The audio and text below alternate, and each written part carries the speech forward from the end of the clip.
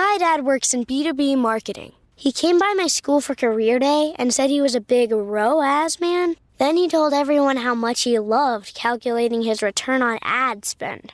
My friends still laugh at me to this day. Not everyone gets B2B, but with LinkedIn, you'll be able to reach people who do. Get a $100 credit on your next ad campaign. Go to linkedin.com/results to claim your credit. That's linkedin.com/results. Terms and conditions apply. LinkedIn, the place to be, to be.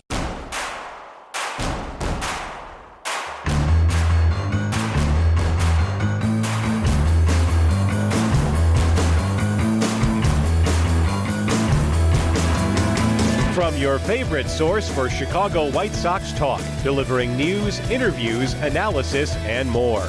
This is the Sox Machine podcast with your hosts, Jim Margulis, James Fegan, and Josh Nelson.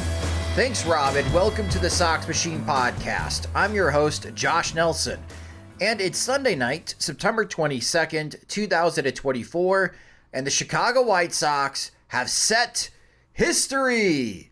Despite being ahead 2-1 in the 8th inning on Sunday, the White Sox bullpen had another meltdown as the San Diego Padres came back to win 4-2. It is the 24th sweep for the White Sox in 2024. That sets a new all-time record and results in their 120th loss. The 120 losses now passes the 2003 Detroit Tigers for the most ever in American League history. It also ties the 1962 New York Mets for most losses in a regular season, with 6 games left to go. It's inevitable that the 2024 Chicago White Sox will go down as the worst team in Major League Baseball history. As the horribleness continues, more and more national attention is drawn to this White Sox team. Since our last podcast, The Athletic released a report that details current and previous White Sox players, employees, and other MLB executives, their experiences working with the White Sox franchise. Many of you have already read it and been talking about the article, whether on SoxMachine.com's comment sections or other social media outlets. It's nothing that White Sox fans don't already know. Because of Jerry Reinsdorf's involvement with all facets of the organization, it has led to where the White Sox are today as the worst in Major League Baseball history. Poor organization hierarchy has created unnecessary conflict and confusion with decision-making processes. Reinsdorf, not understanding what baseball analytics actually are, has prevented advancements by White Sox baseball operations over the decades to keep up with the rest of the league. And now you have ex-White Sox pitcher Jake Peavy chiming in on how the organization has been this dysfunctional even back in the waning days of Ozzie Guillen's managerial tenure. In this podcast episode, we'll be touching on the dysfunction of the Chicago White Sox and try to be, or at least provide constructive criticism if they're willing to listen to it, on what they're going to do to move forward because they can't keep operating like this. And we'll also look ahead to the final home series against Los Angeles Angels. And to not totally kill off our joy of the game of baseball, we'll look at the MLB postseason picture as we enter the final week of the regular season. Joining me is Sox Machine's managing editor, Jim Margulis, for this episode. And hello, Jim.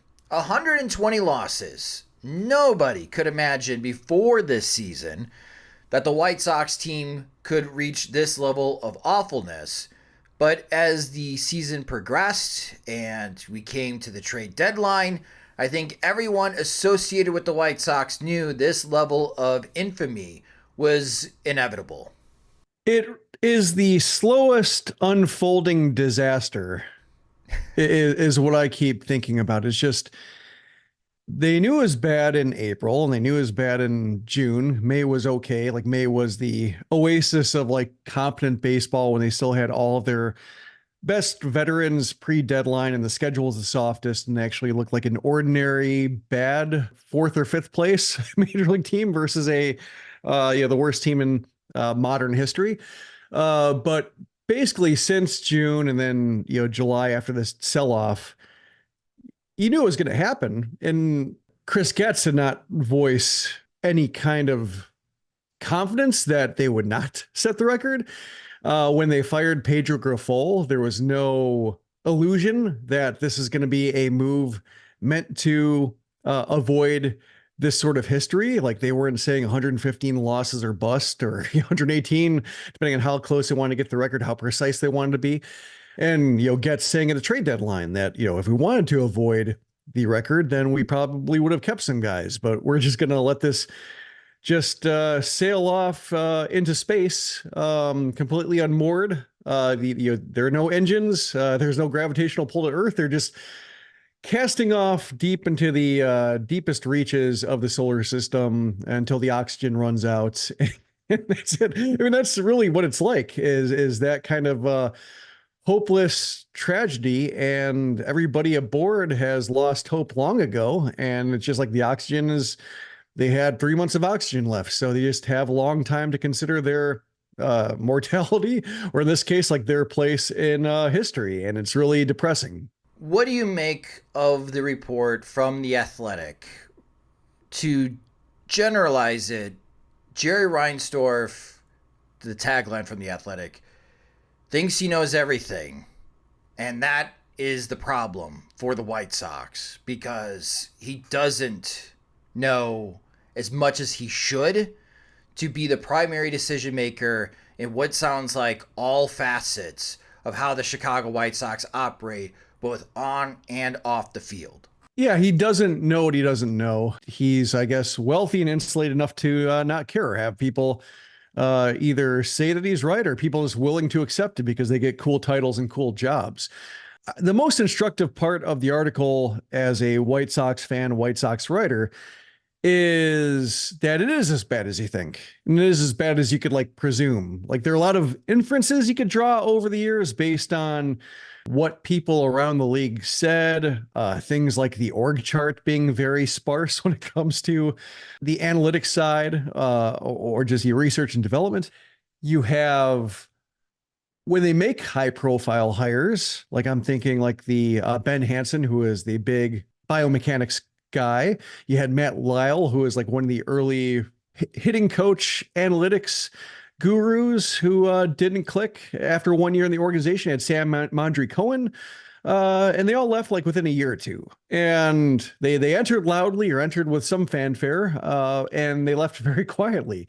And you realize oh, they're not there anymore, and somebody else is reporting to them. And so you could draw these conclusions, but at the end of the day, or if you had to put money on it, or had to voice any kind of percentage in terms of just how far behind they are, or just how much they care, you could always get a little bit of pushback. Like Rick Hahn would say that, well, we don't list everybody in our org chart because they're consultants, and lots of teams have consultants and don't list them. And you'd say yeah, I guess, or sure, or just roll your eyes. But ultimately you couldn't counter that because you didn't have the hard proof. And then here you have hard proof, where you just have, very specific instances of, oh yeah, they do outsource, but they outsource it to the most generic kind of analytics firm that is better than nothing, but is way behind what other teams do for themselves.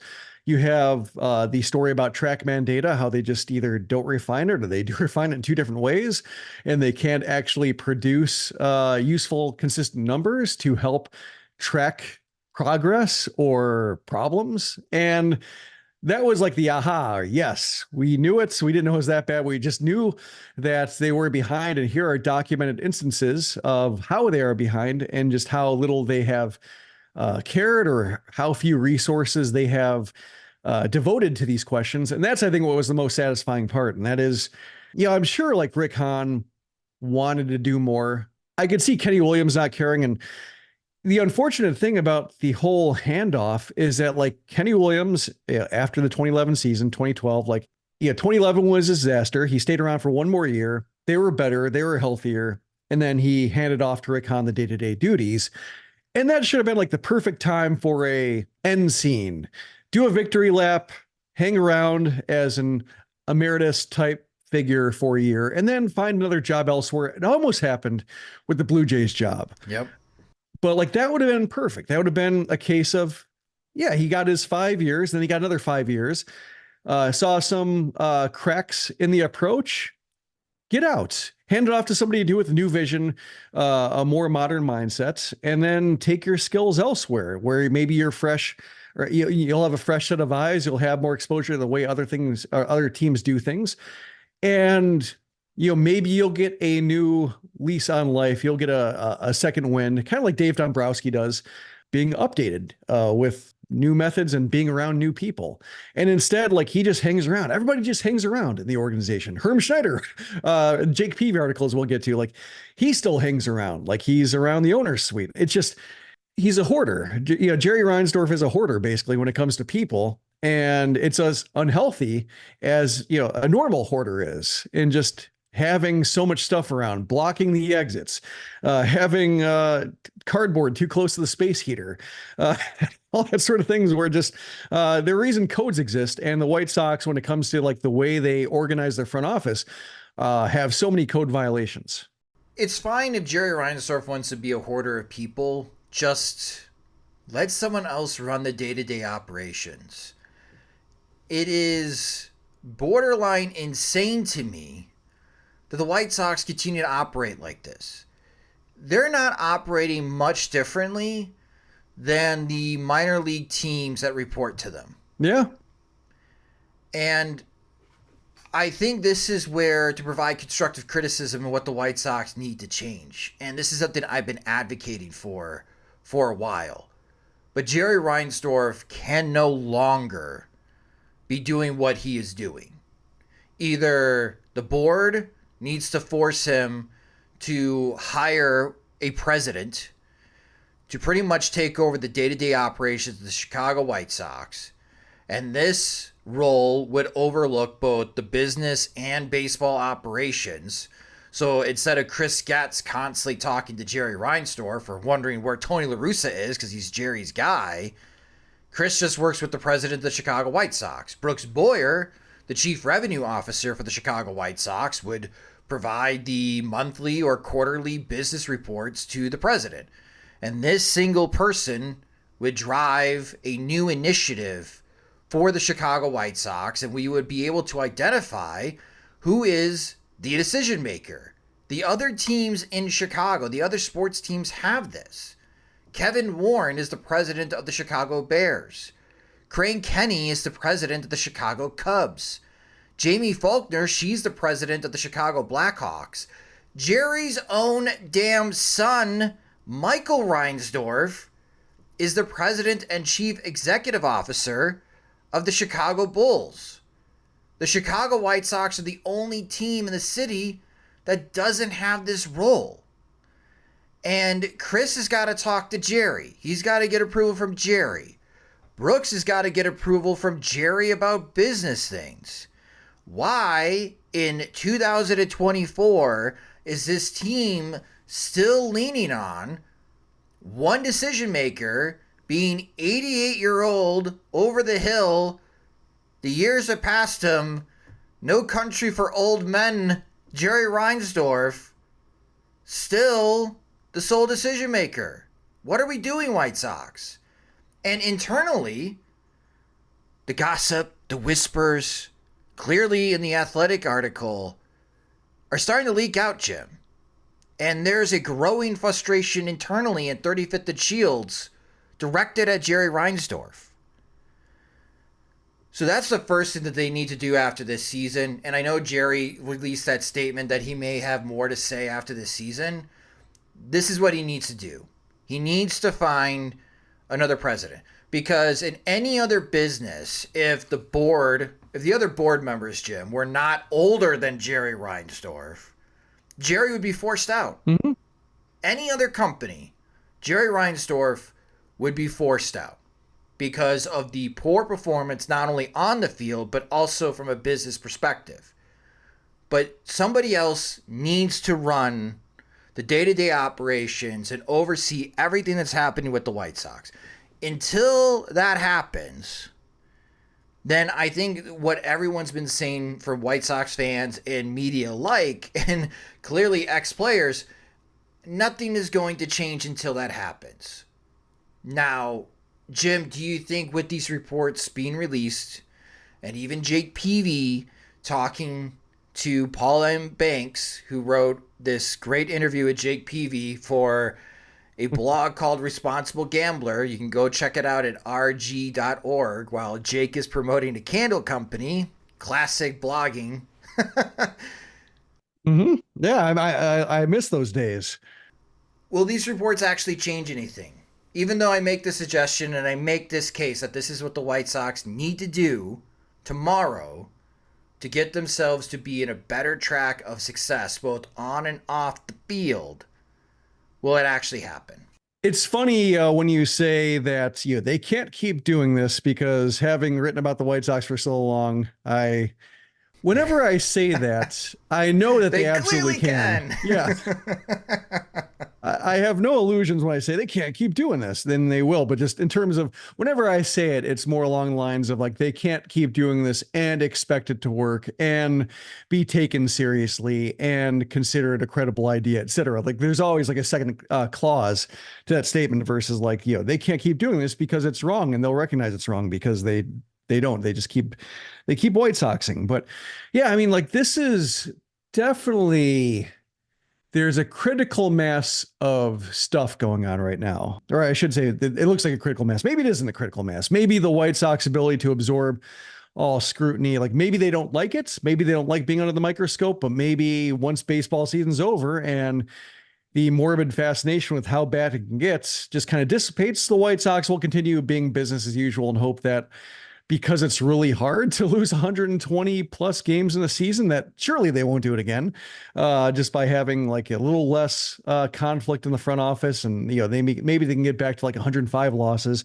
and people stop caring about the White Sox and they're just more or less written off the way like the Rockies are written off as being dysfunctional and insular and never changing and just coasting off, drawing pretty well for being a team in Colorado. Like, the Rockies draw well and they just don't do anything with it because they're so dysfunctionally run. The White Sox will be like the Rockies that don't draw well because they just don't have that kind of natural one team market plus a cool stadium and a cool neighborhood pull that the Rockies have. And so it's just, they're going to be behind them, but I could see it continuing being like this. I'm just hoping that because some people on 35th Shields have thin skins, they don't like this kind of criticism and they can't refute this. Like that when you're historically bad, you cannot say like, oh, you're just picking on us. Oh, you don't, you only come here to write the bad stuff. Like this is a train wreck of,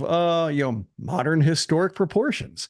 So there is nothing that they can say. They can't counter it. They can't counter the criticism. Like it's obviously the culmination of years, if not decades, of dysfunction that are finally just rearing its ugly head because you can't afford to be this behind. That this is the price the White Sox are paying. But I would hope that this would be the thing that does cause Reinsdorf to say like, man, my legacy is trash. Like, I think that if I were that wealthy and I had that many resources, and if somebody told me, I came to a realization like, wow, like everybody wants me gone, you would think that would cause some about face, like in the way you behave or the way you like conduct yourself, the way you devote your resources. I think I'd like want to go to be like a full blown philanthropist, just being like, man, I need to save my name, or I need to save my family's name, just be based on how many people don't like me because everything I devoted my resources to, like mentally and my entire sense of being is just terrible. You'd think you'd have like some kind of pivot to want to make the most out of your remaining years on Earth. And so there's a human part of me that thinks like, yeah, this can't keep happening, like you said, but also like they have to prove it. Like I've gotten to the point where just you have to expect it to keep continuing, and the White Sox doing the bare minimum to address how bad they are. But ultimately, they're not going to make the key change. It's going to be incremental. Like every gain, every advancement towards modernity is never going to be enough to keep pace with where like teams were 3 years ago. But every advancement is going to be hard earned, and it might not be permanent. In fact, they lose a key employee, they might be back where they started.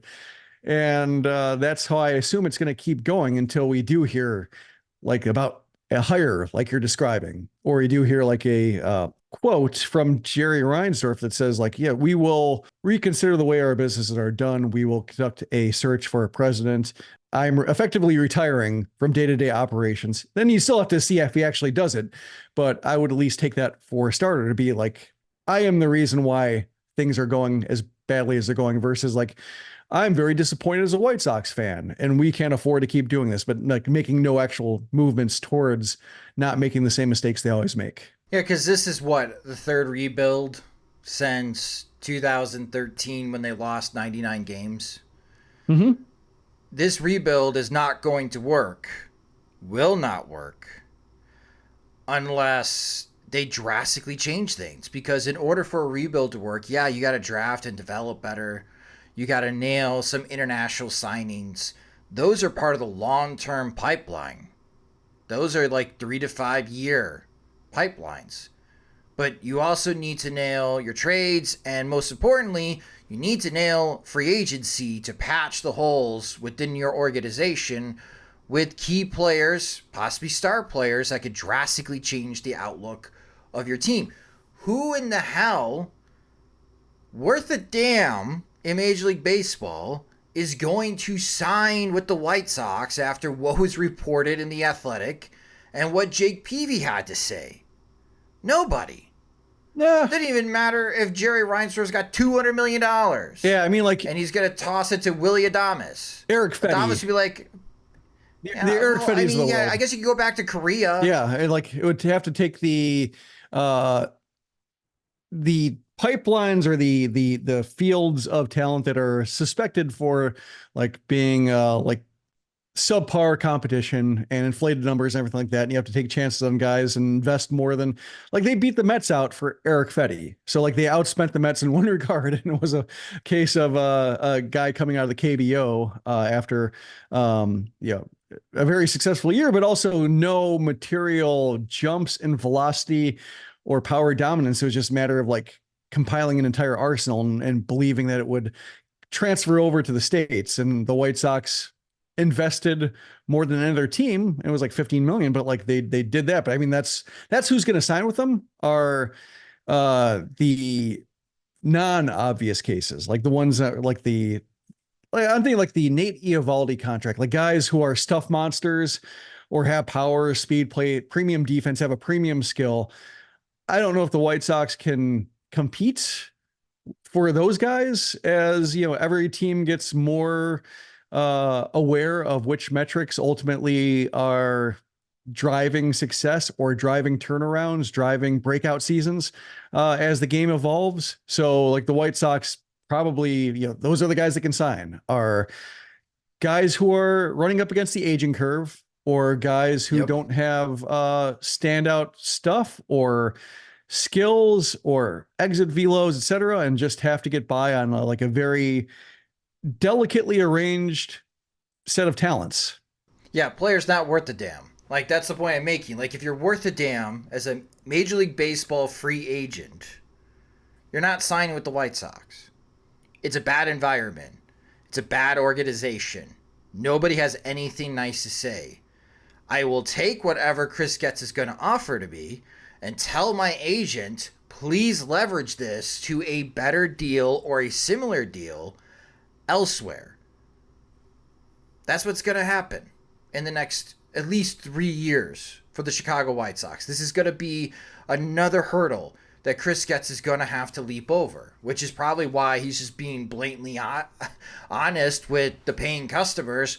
We're not going to be big players at free agency. Well, no crap, because your organization stinks right now. So that's one angle. The critical mass, though, that you pointed to is coming up. They're starting a new television network, and they are kind of on their own with that. They pretty much had the TV bubble pop with Comcast, no longer available. So that's $70+ million a season in local TV money is gone. It's whatever they can generate with the new Chicago sports network, along with, of course, Jerry's Chicago Bulls and the Chicago Blackhawks. So there's some lost revenue there. And then you have the whole stadium situation. Your lease is up at 4 years. Figure out what you need to do.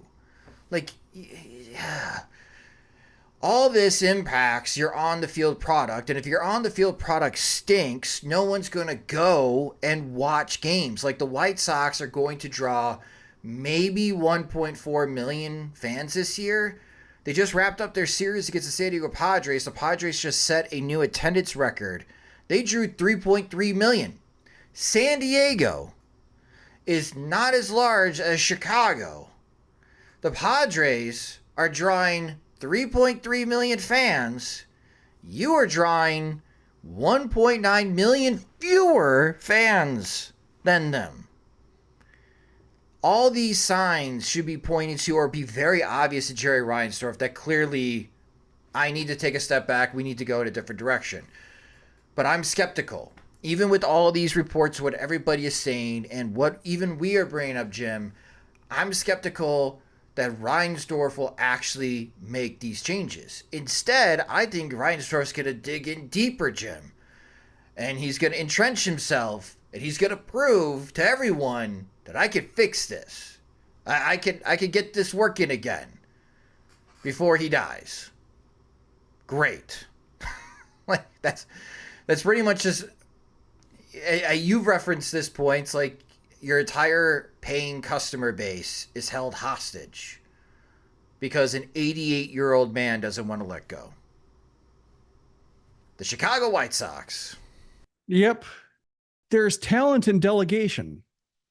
There's talent in realizing what you can't do. There's, a lot of the smartest people on the planet, or most successful people on the planet, are very good at understanding what they don't do well and delegating to, like, I'm thinking, like, read about the Padres and Peter Seidler and such, and just, he was great at just realizing, like, I'm the money guy. Mm-hmm. And he wasn't a genius in terms of like baseball.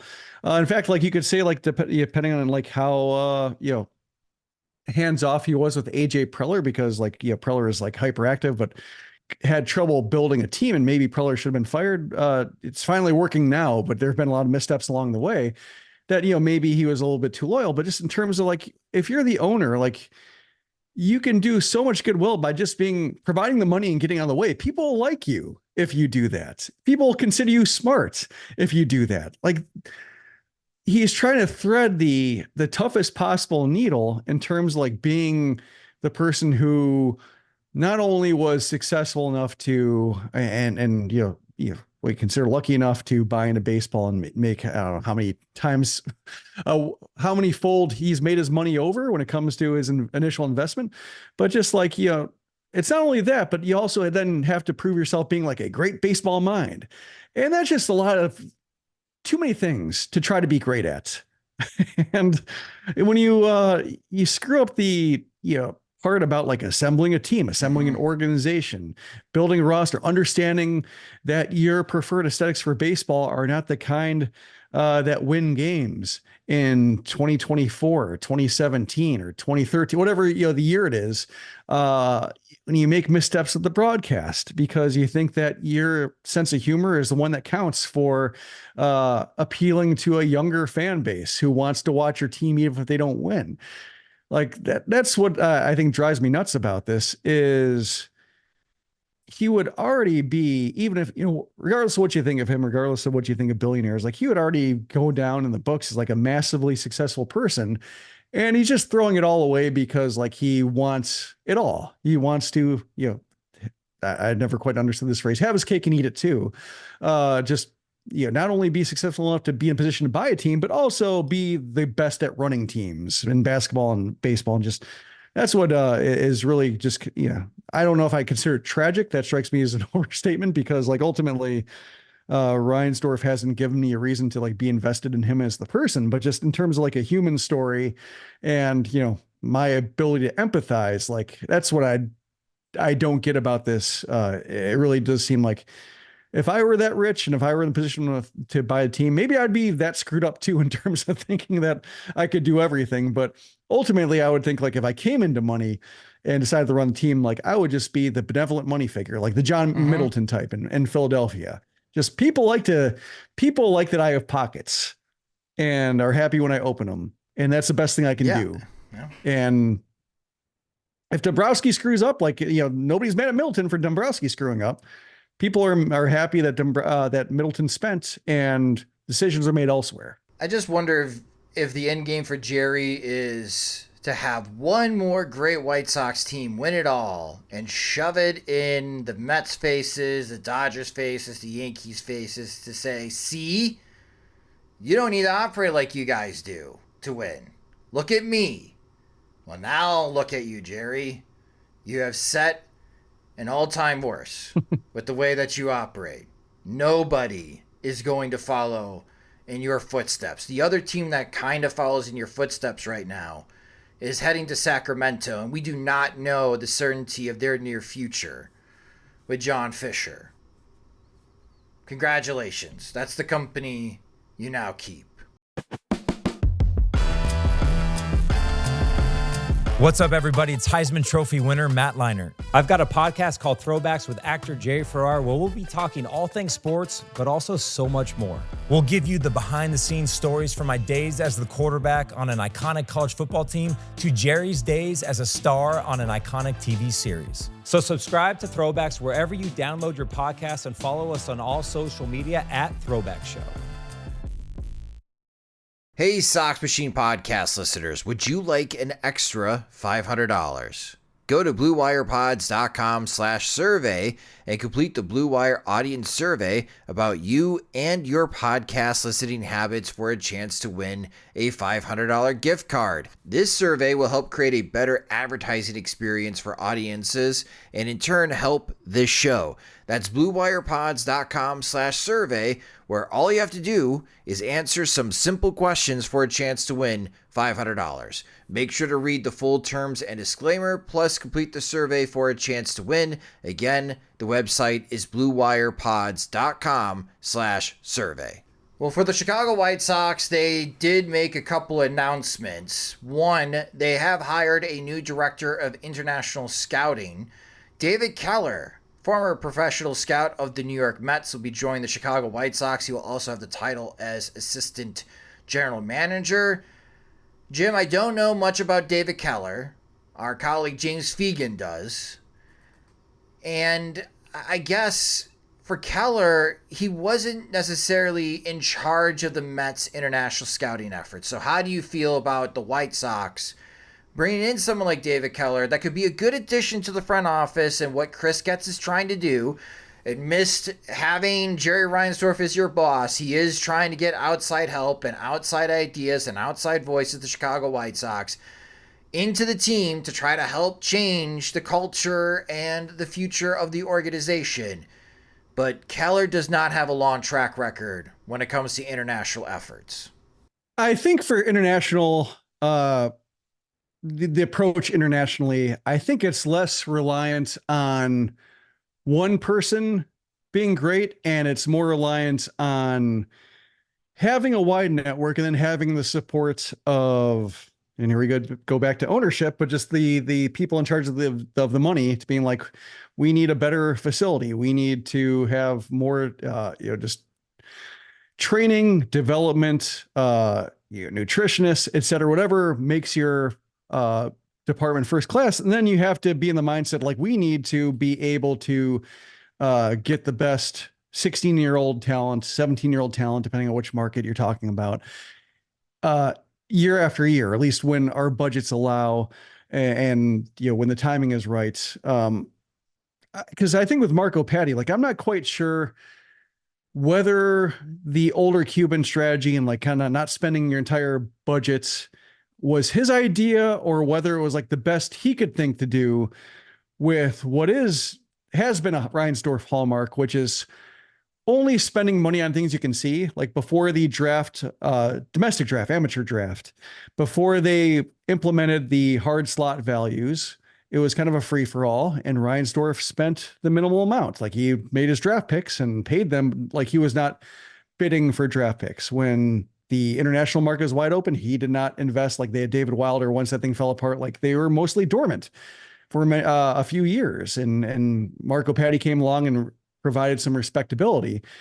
But, with Jose Abreu, Luis Robert, et cetera, like, there was a way to make that work for a window of time of just pursuing older Cubans who were still like, because the wall was still pretty tough in terms of like talent coming across, that it was, there were genuinely MLB ready or close to MLB ready, or at least age appropriate players who were coming across, defecting and being worth taking a shot on. And the White Sox did that and worked. And then that pathway closed off. There were not the kind of players available. You saw the Yolbert Sanchez, Yoelqui Cespedes, Norge Vera types that did not pan out. And so like, if Keller takes over and he's like, no, that strategy should have been abandoned 5 years ago, and we're going to have a new facility and we're going to be focusing on teen talent because like Patty just didn't have that ability to strike those relationships and be that good at scouting the way other teams are, then I could see it being a positive change as long as he's got like the people underneath him to help carry that vision through. However, if it's a case where like, Reinsdorf just doesn't believe in paying 16-year-olds $3 million because he doesn't know what they're going to turn into, then you might run into the same problem all over again. It doesn't matter, who's in charge, because it ultimately comes down to money. And that's how that, market runs. Just taking big swings on players who are far away from the majors, because if they pan out, then the dividends are not only, what that player provides for, pre-arb salaries, but also like just the knowledge that this team scouted this guy and signed this guy and turned this guy into a major leaguers, and that network just gets bigger and bigger. So that's, I think, my reservation with drawing any kind of conclusions on Keller. Like, but based on the descriptions, based on what James has said about him being like well-liked, well-respected, member of, multiple teams and having, good connections and just being kind of like conducting himself like a normal guy, like can't hurt to have more people who seem to have a normal baseball outlook from other teams and might have something to say about the way the White Sox have done things.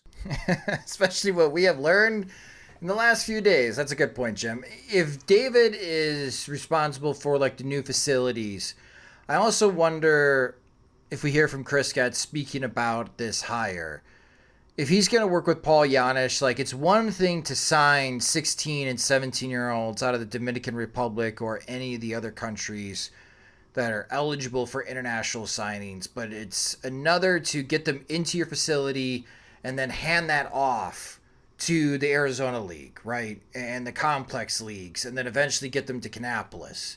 Like, I wonder if that's an area that the White Sox want to improve upon as far as that transition of like, how do we get this 16-year-old that we just committed millions of dollars to, and how do we get them start performing when they hit 18, 19 years old, when they get to Kannapolis and Winston-Salem? I wonder if that's going to be an area that the White Sox are going to try to focus on to be better at. Edgar Quero, White Sox best performing position player prospect this season, according to Francis Romero and confirmed by our James Fegan, is being called up by the Chicago White Sox to the taxi squad. If Quero joins the regular team, I think the White Sox need to make another roster move, Jim. Maybe they have a spot open. They do have a spot open. Okay. I wonder if that's where they could transition Yohan Moncada out or Zach DeLoach out. But we could possibly see Edgar Quero make his Major League Baseball debut this week, Jim. Does that get you hyped up? Not really, just because of him having the back issue and missing a month and then like, not looking great after coming back. I wonder if this is more like not him making a major league debut, but being maybe involved in major league game planning sessions, like getting a taste of what it's like to be in the dugout, in the clubhouse before games, in meetings, talking to Ethan Katz, talking with the other catchers, learning like if he's going to be getting perhaps an opening day assignment because of the benefits or the potential rewards for having a top 100 prospect, which Quero is, factoring into rookie of the year races. And, I think it's, ambitious, but not out of the question that Quero could get some support for rookie of the year, because you never know which rookies are going to break out. That, it makes sense to have him around. And, Charlotte's season is over. There's nothing for him to do for like next week while the White Sox are still active. So sure, bring him up. learn about the pitchers he's going to be catching next year, learn about, what they want to see from him at the major league level when it comes to game calling, receiving, etc. Like, it strikes me as more as like an educational opportunity for him, an exposure opportunity for him versus like any kind of surge of excitement. Cause I could see him coming up and like going like 1 for 13 with a walk and 7 strikeouts and being like, oh yeah, what was the big deal? And like, he's probably rusty as hell. And, he's worked a lot this season, and then he had the back issue at the end. So I wouldn't expect him to look great. So I almost hope to not see him. And I hope it's more just about getting his feet wet for next year when it comes to all of the catcher stuff or all the preparation stuff you don't see before the game. Well, I'm sure Quero's hoping that he gets himself a Southern League championship ring. Because in other news, the Birmingham Barons won Game 1.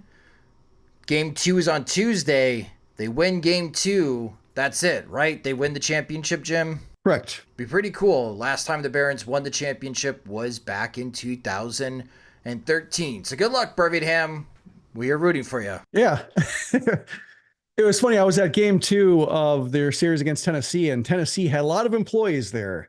Like a lot of, cameras, video cameras, a lot of social employees, like they're ready for the celebration videos, and the Barons denied them that the Barons made the Smokies pay for some hotel rooms they didn't need. And they can, if they got tired of seeing the Smokies for 9 straight games because they played a 6-game series at the end of the season and then another 3 games, and they already see them plenty over the course of a season because the Southern League's only 8 teams. Yeah. If there was some bad blood that built up over that much familiarity, then they can take a little satisfaction in having the Smokies waste some money. This series preview segment is sponsored by Game Time. Game Time is now an authorized ticket marketplace of Major League Baseball, which makes getting tickets even faster and easier. Prices of the Game Time app actually go down the closer it gets to the first pitch. With killer last-minute deals, all-in prices, views from your seat, and their lowest price guarantee, Game Time takes the guesswork out of buying Major League Baseball tickets. The Chicago White Sox are home this week for the final time in 2024 to face the Los Angeles Angels. If you would like to witness history, you can grab tickets for Tuesday's game as low as $7, or treat yourself to a pair of tickets in section 140 behind the White Sox dugout for just $29. You can use Game Time for shows and concerts too. Game Time has tickets for Will Ferrell's show that will be on October 26th. Billie Eilish is coming to the United Center on November 14th. Of course, the Chicago Bears have started their season, and Game Time has deals for the upcoming home game against Los Angeles Rams. Take the guesswork out of buying tickets with Game Time. Download the Game Time app, create an account, and use our promo code Sox Machine for $20 off your first purchase. Terms apply. Again, create an account and use our promo code Sox Machine for $20 off. Game Time. Last minute tickets, lowest price, guaranteed. George Clooney and Brad Pitt's new movie Wolves is on Apple TV Plus September 27th. That's where I want you to be now. So if you want to see George Clooney and Brad Pitt, go to Apple TV Plus. You got to start the story there. Or if you want to see Brad Pitt and George Clooney, go to Apple TV Plus. I am enjoying the show. And if you want to see their new movie Wolves, You can't do it, I'm going to help you out. I can do it, so do it. definitely go to Apple TV Plus. Admit it, it's cool. Okay, fine, it was very cool. Wolves, streaming September 27th on Apple TV Plus. Rated R. Well, the Chicago White Sox continue playing games for the last week. They've got 6 more games left to go. Again, the White Sox are 36 at 120. And they now have their last home series of the season against Los Angeles Angels. And for White Sox season ticket holders, there's going to be some promotions.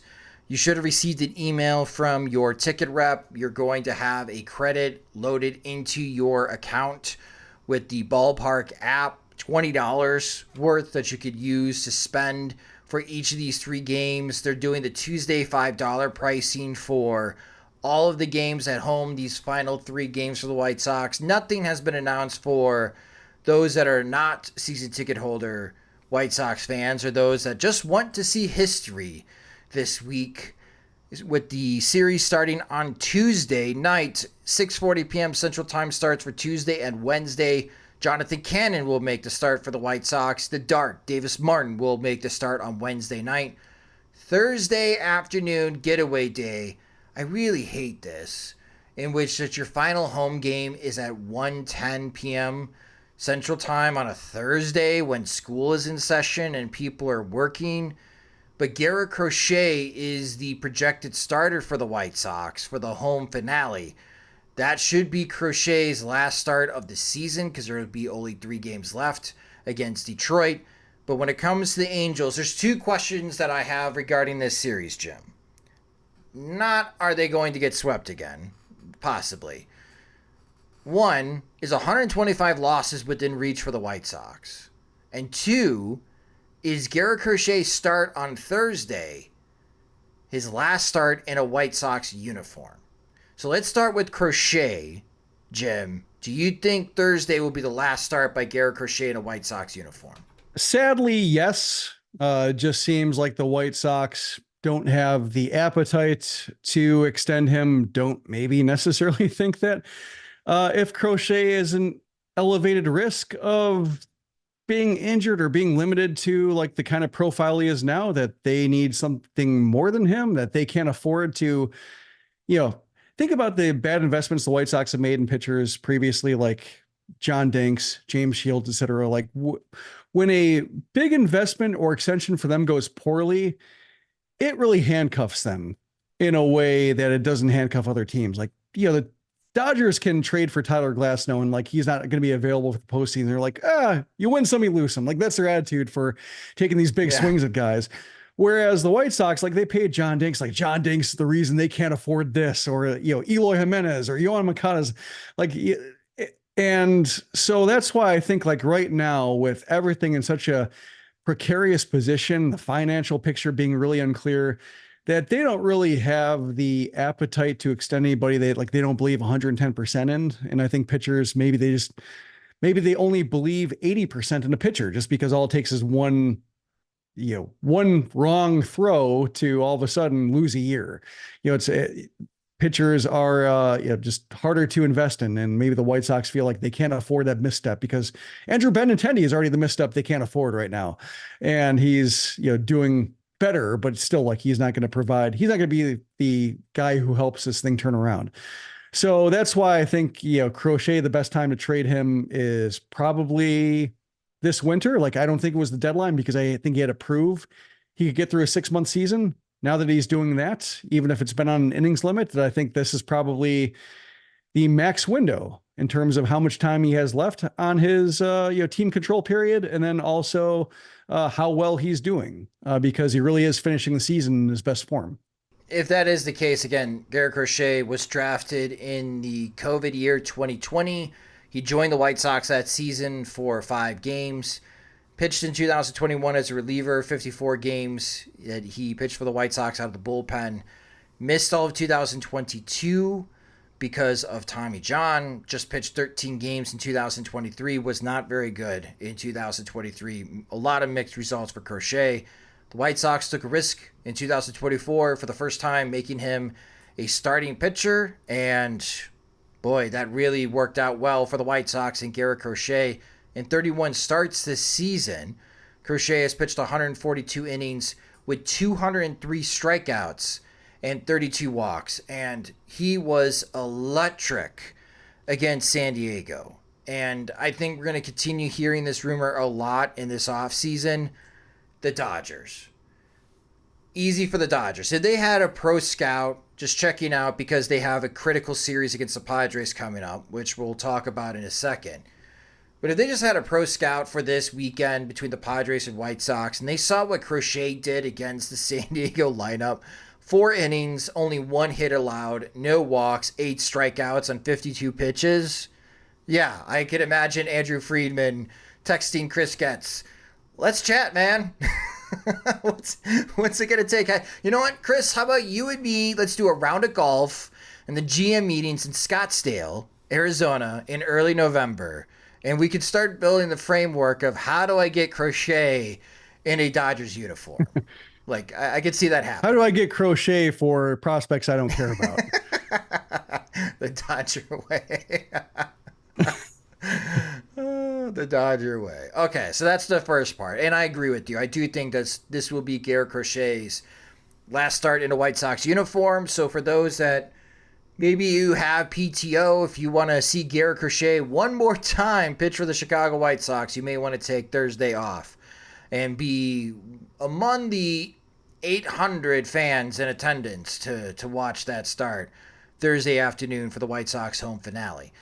The second part, 125 losses. So the White Sox already had 120 losses. There's 6 games left to go. Did they get to 125, Jim? It almost feels to me like the question is, do they get to 126? Like, I mean, nothing has slowed down. They win one more time. Yeah, probably. But like the odds say they win one more time, but just like nothing has slowed them down from, like I said, this has been the slowest developing disaster in sports history, because just the baseball season is so long and there's so many games that I could see it being the case. Like, yeah, maybe in the greater sports world, there hasn't been a season unfold as slowly as this, and just there's no way to stop it. Like if nothing has caused them to even have like a brief uprising that theoretically jeopardized the chances of losing 121 games, what's it going to be like after 121? Like after they are the worst? Like that's the question I have in my mind. Perhaps it's no different. Perhaps like everybody individually has too much to play for, and you're just seeing the best that they can do, and it really is that bad as a unit. But I could see them. I would not be surprised if they went winless, just because it feels like that's how every game goes, is you have to expect them to lose, and it's a surprise when they actually carry a lead all the way through 9 innings. And they have to carry a lead through 9 innings because they don't come back. That's the thing I'm watching too, is do they go the entire season without a comeback victory in the late innings? I forget what the record is. I know they eclipsed 0 for 100 when trailing after 8, but I'm curious like what it's going to be like. Yeah.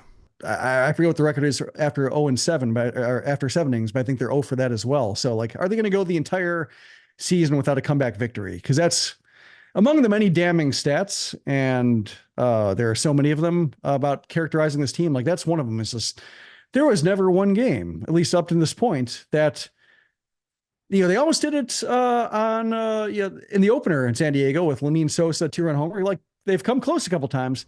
Yep. But they've never had the comeback victory, and that's astounding to me. Just 162 games, and you don't have one big 8th inning or 9th inning that changes things, and they seal the deal. Yeah, they've been tied, right, with Benintendi's walk-off homers this year at home. Yeah, those games were tied. They were not trailing after the 7th inning. Great stat. We're gonna have an entire podcast episode just on the unbelievable stats of the 2024 season, and try to find the zaniest ones that we could dig up. It's going to be a fun couple of days, and Baseball Reference and StatHead to stump each other, to impress each other on the nuggets of information that we could find. That was a disaster of the 2024 season for the Chicago White Sox. We'll conclude this show taking a look at the MLB postseason picture as we enter the final week of the season. We start in the American League, as there is the most intrigue. And actually, before we get into the postseason picture, we do have some breaking news as we are recording this episode. The Cincinnati Reds fired manager David Bell, which now gives the White Sox competition for Skip Schumacher, who will be leaving the Miami Marlins after this season. So I'm sorry about that. David Bell has been fired by the Cincinnati Reds. So the Cincinnati Reds now have a job opening. Back to the postseason picture in the American League. Right now, the number 1 seed would be the New York Yankees. They have a 92-64 record. The 2 seed will be the Cleveland Guardians. Now, the Guardians have clinched a bye. They are 90-67. They clinched the American League Central Division. They'll either be the number 1 or number 2 seed entering the postseason. Your current playoff matchups. Houston Astros lead the American League West. They're 85-71. They're the 3rd seed. Kansas City and Detroit have identical records. They're 82-74. But Kansas City owns a tiebreaker over Detroit.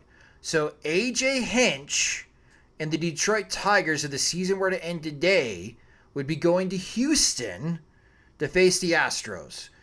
Meanwhile, the Royals would be the 5 seed heading to Baltimore, which the Orioles would be the 4 seed. They're currently 6 games back of the Yankees. The only way the Orioles win the American League East is if the Yankees lose out and the Orioles win out. So Baltimore is pretty much going to be the 4 seed.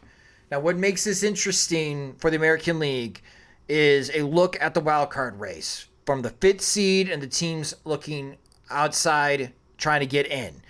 Again, Kansas City and Detroit, 82 and 74. Kansas City, Jim, just completely fell flat on their face. They had a 6-game homestand, and they pull a White Sox. They lose each game. The Royals have lost 7 consecutive games and now finish the season on the road. They're heading to Washington, D.C. without C.J. Abrams. That's kind of a funny story. I don't think we have enough time to get into. And then they'll end the season in Atlanta. Detroit, red hot. They've won their last 2 games. They've won 7 of their last 10. They finished the season at home against Tampa Bay and, of course, the last 3 against the Chicago White Sox. Meanwhile, the Minnesota Twins got swept in the doubleheader in Boston. They're now on the outside. They're 81 and 75. They end the season at home, though. They have an upcoming series against the Miami Marlins. They have an upcoming series against the Baltimore Orioles. Behind the Twins are the Seattle Mariners. Seattle's still alive. They're 2 games back at Kansas City and Detroit. The Mariners are 6 and 4 in their last 10. They have a really big series at Houston, and then they finish the season at home against Oakland. Further back, technically still alive, are the Boston Red Sox and the Tampa Bay Rays. They're at 500. They're 78 and 78. They're 4 games back. Here's where it gets complicated. Minnesota is actually in a pretty decent spot. They own tiebreakers over Kansas City, Detroit, and Seattle. They just got to at least tie those teams, and then the tiebreakers will help them get in. Kansas City owns tiebreakers over Detroit and Seattle. Detroit only owns a tiebreaker over Seattle, and Seattle's in a bad spot. Seattle owns no tiebreakers. You got that? A lot going on in the American League fighting for these last 2 playoff spots. We talked about this, Jim, in one of our most recent podcast episodes. Do you still think Kansas City, Detroit are the 2 teams that make it? Or with the Royals falling flat on their face and losing their last 7, do you have a change of mind and heart on who ends up in the postseason in the American League?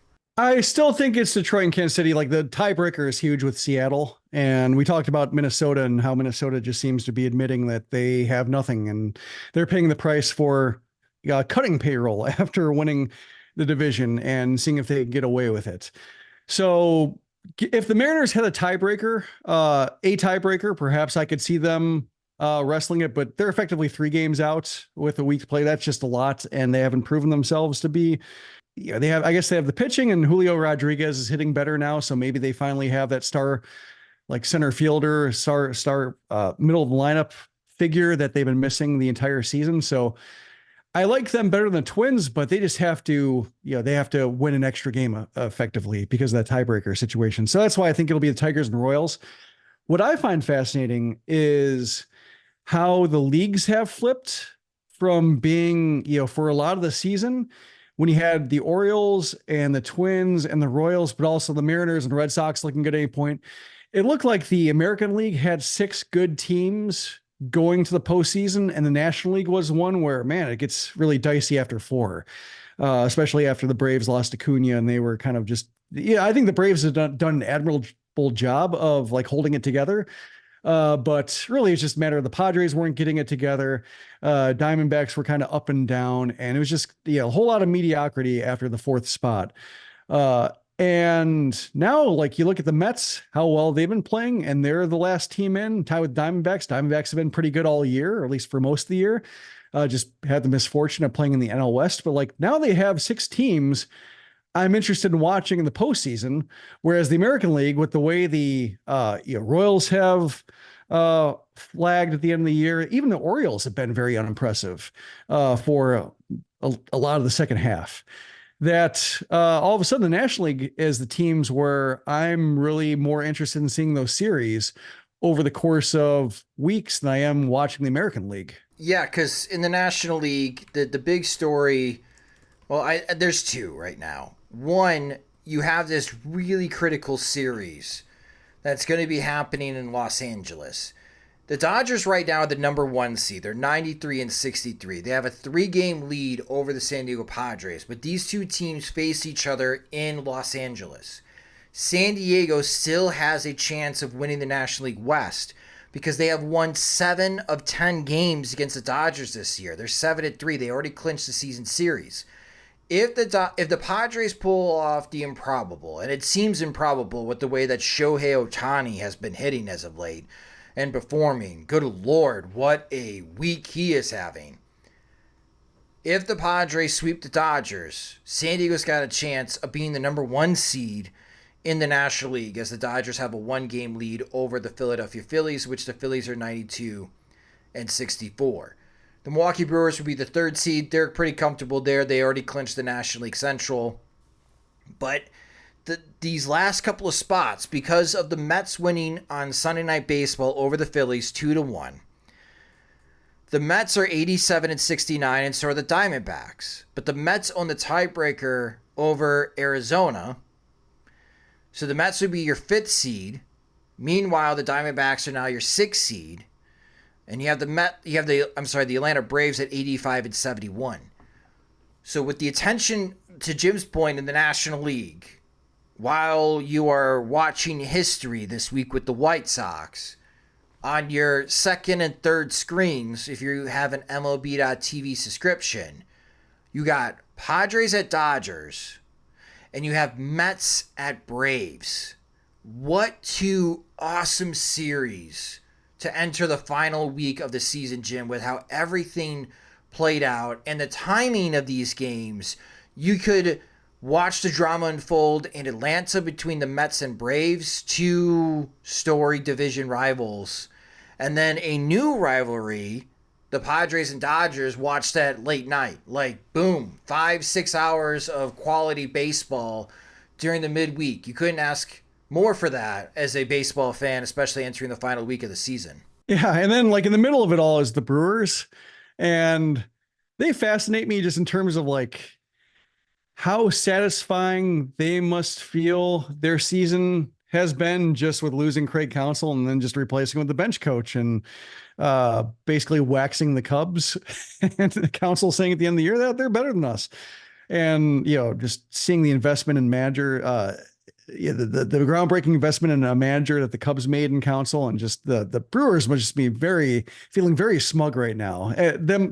They might disappear when the postseason starts and they have to compete against the Dodgers and Phillies versus the NL Central. But I look at the chaos and like the Dodgers trying to fend off the Padres and the Diamondbacks also being there, and the Phillies and Mets and Braves, like teams that don't like each other, and the Brewers are just sitting there like arms folded, like just waiting for the postseason to start. Just gotta be good to be them. They traded Corbin Burns before the season started.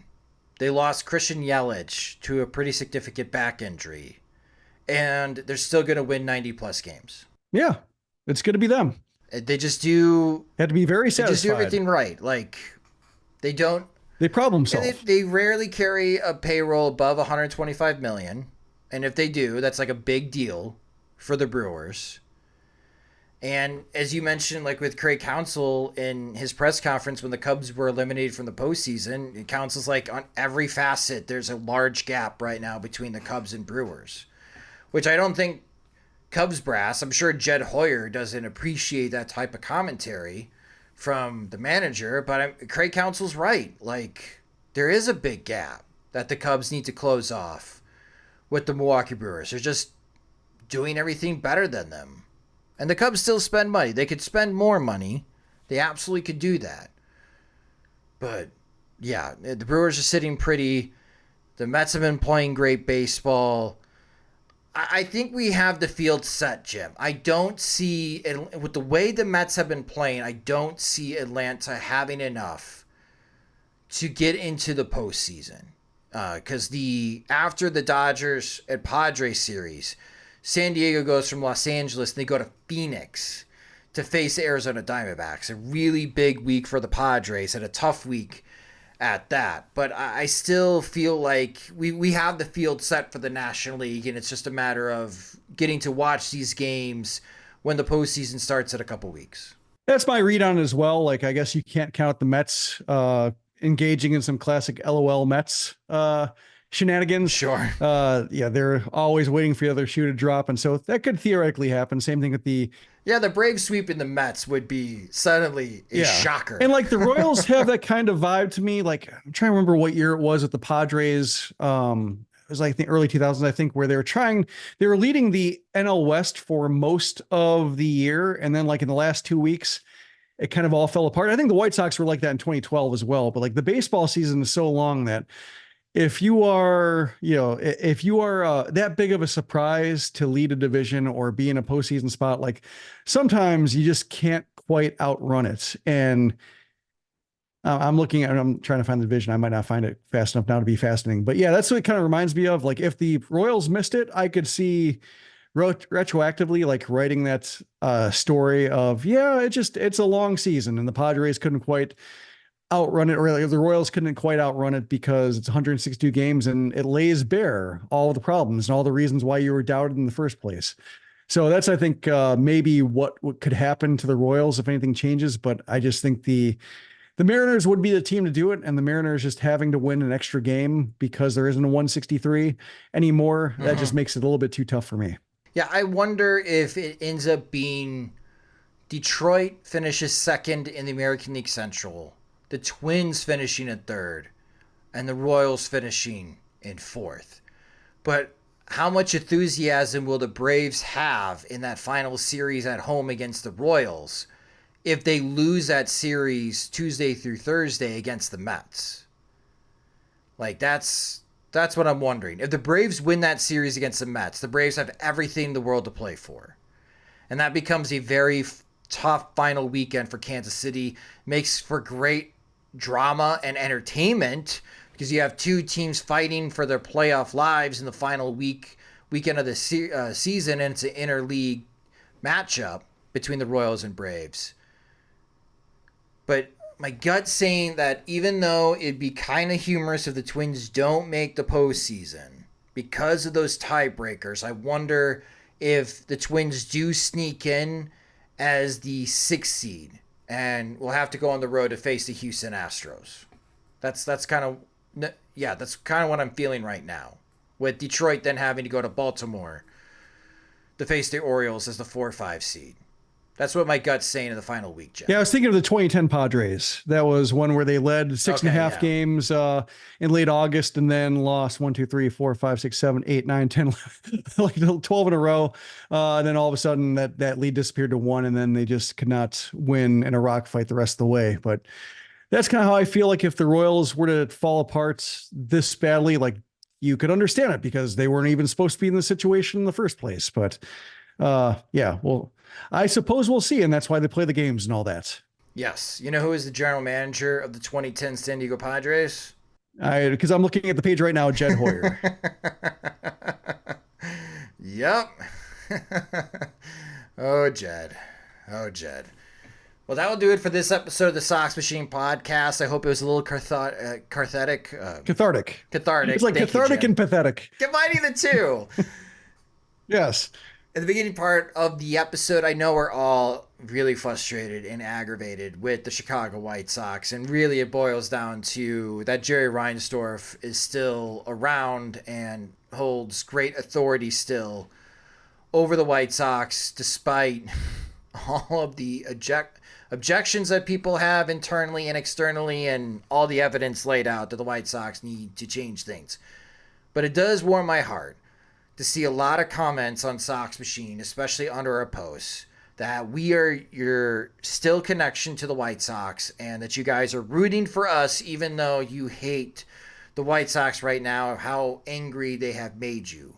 So thank you so much for your continued support, to continue reading us, to continue listening to us. For those that watch the podcast on YouTube, thank you for continuing to watch this show as well. It means the world to us. So a huge thank you that despite this historical season, you stuck with us throughout. It really does mean a lot. And if this is the first time you are listening to the Sox Machine podcast, you can subscribe to the show wherever you listen to podcasts, such as Spotify and Apple Music. As I mentioned, you can also watch the show on our YouTube channel at youtube.com/Sox Machine. Follow us on social media. We're on all the platforms at Sox Machine. James Fegan will be back for the last 6 games. He will be in Chicago reporting from Guarantee Rate Field for the last homestand, and then we will be sending him to Detroit for the final series of the season. You can follow him at JR Fegan. You can follow me at SoxMachine_Josh. If you enjoy our work and want full access to all of our coverage of the Chicago White Sox and help support Sox Machine, sign up at patreon.com/Sox Machine. Monthly plans start at $5. You get ad-free versions of both the podcast and website. We also have additional tiers of support where we host monthly Zoom calls, or you can even join our Veterans Committee where you could be part of the group chat and be able to text directly to James and Jim. Again, if you're interested, sign up at patreon.com/Sox Machine. The Sox Machine podcast is a production of SoxMachine.com. You're home for all things Chicago White Sox baseball and part of the Blue Wire Podcast Network. Alongside Jim Margulis, I'm Josh Nelson. Thanks for listening and watching.